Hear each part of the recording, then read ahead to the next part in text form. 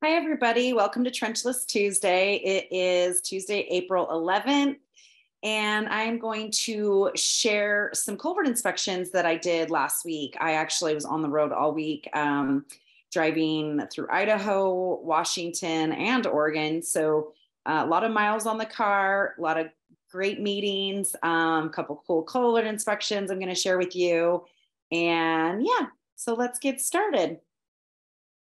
So this first culvert I'm going to show you is pretty typical of what we see. It's a 36-inch corrugated metal pipe. You are actually looking at the inlet, so you can see there's no water right now. This is very low season in this area for water. So it's actually a really good time to do the culvert inspections.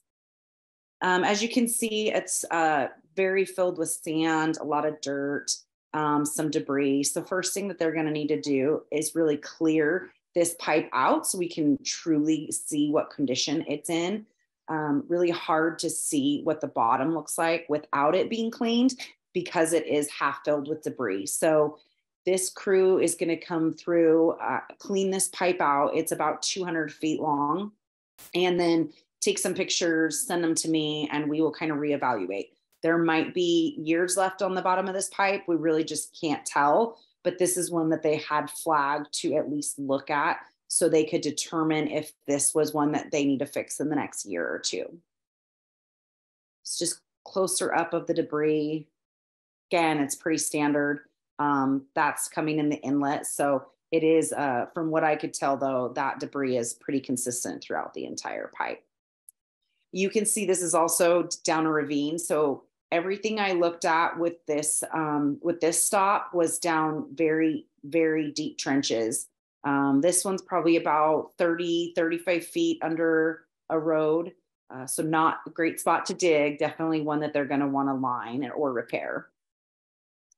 So what you're looking at here is at the top of the side of the road. This is the second culvert we looked at. It's down a very deep trench. I think we probably rock climbed / slid about 65 feet down the ravine to look at this 48-inch CMP culvert. So there is water flowing in this one, unlike the other one. It definitely has quite a bit of water flowing through it even right now for their low season. So this is one that would have to be done in the wet because it never completely dries. And you'll see here in a second, this video I'm going to show you. It was snowing on us.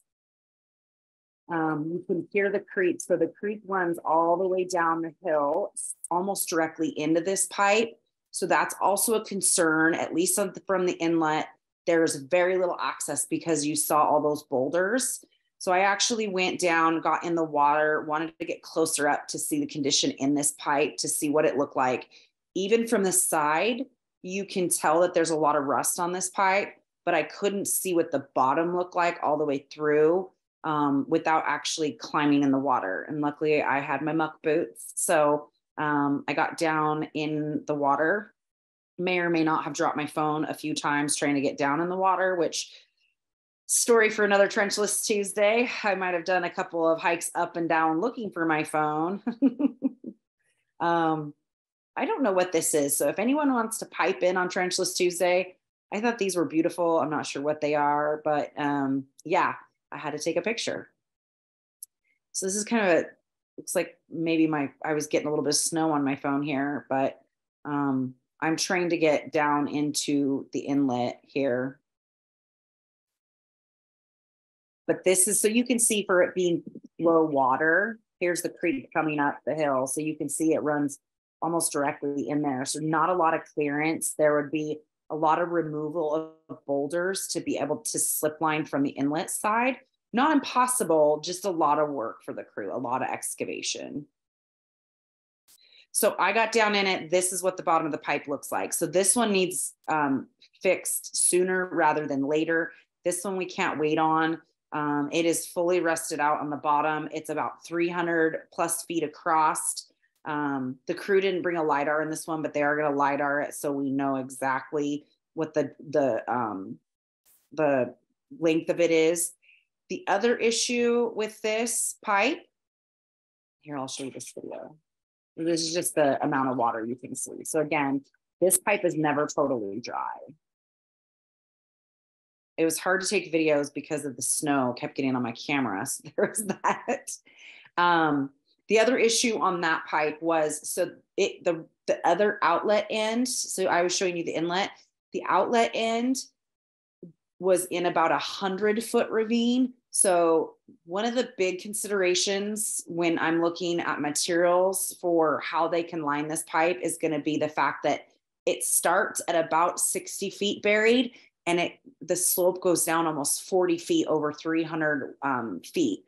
It drops over 40 feet into the outlet end, which is also down a very steep trench. So no matter which side they line from, there is going to be a bit of work for the crew, and they're going to have to do some excavation, and there is going to have to be some machinery that can handle that. So that's not ideal in this situation. It just makes it a little more unique for looking at what options we can provide. So this last one was a pretty standard 24-inch CMP. We went and looked at the inlet. I'm showing you guys the outlet here, which is the side that they would slip line from, because it comes out right next to the roadway. Be super easy for them to put an excavator and just slip the pipe right in there. It's, it's a 200-foot run. It was very straight through, just rusted out bottom. So in this situation, we'll likely, they can slip line it without a problem. But again, running water. So they only have that first culvert that's totally dry, and the next two definitely are going to have to just be slip lined during this kind of wet season. And hopefully, after the snow all melts, it'll actually maybe be a good time. They're hoping like August. I guess that would be an ideal time for them to be repairing these, whether it's this August or next August. So that's it. Thanks, everybody. That's this edition of Trenchless Tuesday. We'll see you again next week.